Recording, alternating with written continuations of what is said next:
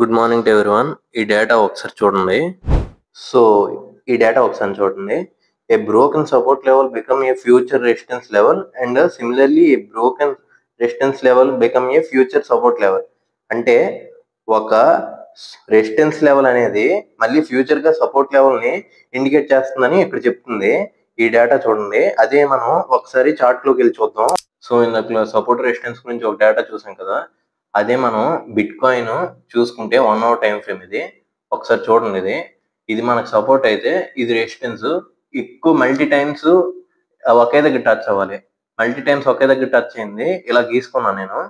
ఎప్పుడైతే సపోర్ట్ మళ్ళీ 2 సార్లు టెస్ట్ చేసి మళ్ళీ రివర్స్ చేసిందో అప్పుడు మనకి రెసిస్టెన్స్ అనేది ఫామ్ అవుద్ది మీద. మళ్ళీ ఇక్కడ నాకు రెసిస్టెన్స్ ఫామ్ అయింది. రెసిస్టెన్స్ ఫామ్ అయ్యేసి మళ్ళీ 1, 2, 3 సార్లు టచ్ అయింది.